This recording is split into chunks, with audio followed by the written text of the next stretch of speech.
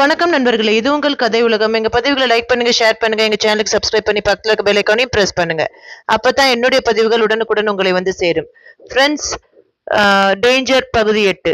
இந்த கதையோட முன்னாடி பாகங்களை கேட்கணும்னா கீழே டிஸ்கிரிப்ஷன் பாக்ஸ் லிங்க் இருக்கு, அதுல கேட்கலாம். கதை. ஆட்டோக்காரன் திருவென விழித்ததோடு சுற்றி சுற்றி பார்த்தான். விபரீதமாக ஏதாவது நடந்து அதில் தனக்கு ஏதாவது ஆகிவிடுமோ என்கிற அச்சம் அவனிடம் அதிகமாகிக் கொண்டே போனது.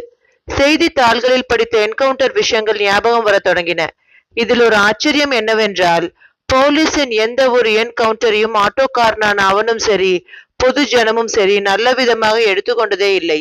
அடுத்து பெரும்பாலும் சுட்டுக் கொல்லப்படுபவர்களும் ரவுடிகளாகவும் சமூக விரோதிகளாகவுமே இருப்பதால் அவர்களுக்காக வருத்தப்பட தேவையில்லாமல் போய்விடுவதும் ஒரு காரணம்.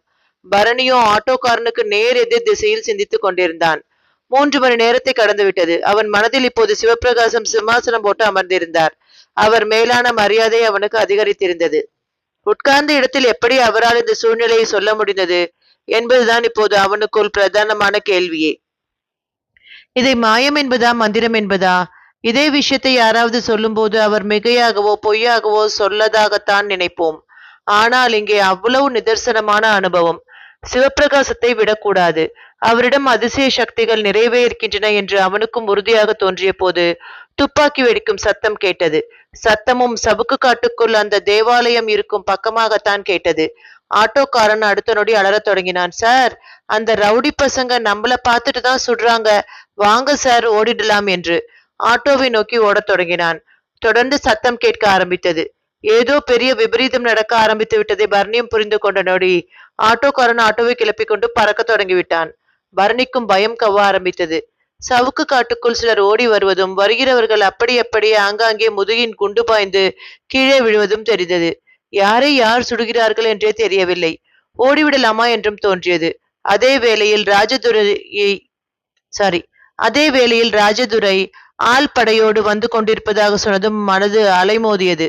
குழப்பமும் தவிப்புமாக பரணி நின்ற போது அவன் கைபேசியிடம் கூவல். படபடப்பு குறையாமல் எடுத்தான். திரையில் ராஜதுரை பெயர். அவர்தான் பேசுகிறார். காதை கொடுத்தான். பரணி, பயப்படாதே, இங்க எல்லோரும் மாட்டிக்கிட்டாங்க. சிலரை போட்டும் தள்ளிட்டோம், குருவையும் பாதுகாப்பா மீட்டுட்டோம் என்றார் ராஜதுரை. சார், என்ன சொல்றீங்க? உன்னை பார்த்துக்கிட்டே தான் பேசுறேன். இன்னைக்கு நிக்கிறது தெரியுது. நான் உனக்கே தெரியாம எதிர் திசையில வந்து சர்ச்சை ரவுண்ட் அப் பண்ணிட்டேன். சாரி, நான் உனக்கே தெரியாம எதிர் திசையில வந்து சர்ச்சை ரவுண்ட் அப் பண்ணிட்டேன். ஓ, இப்ப சுட்டது நீங்க தானா? நானே தான். அந்த தயாளனையும் பிடிச்சாச்சு. ஆமா, இவங்க இங்கதான் இருக்காங்கன்னு எப்படி நீ கண்டுபிடிச்ச? அவர் கேட்க பரணி மெதுவாக சர்ச்சை நோக்கி நடக்க தொடங்கினான்.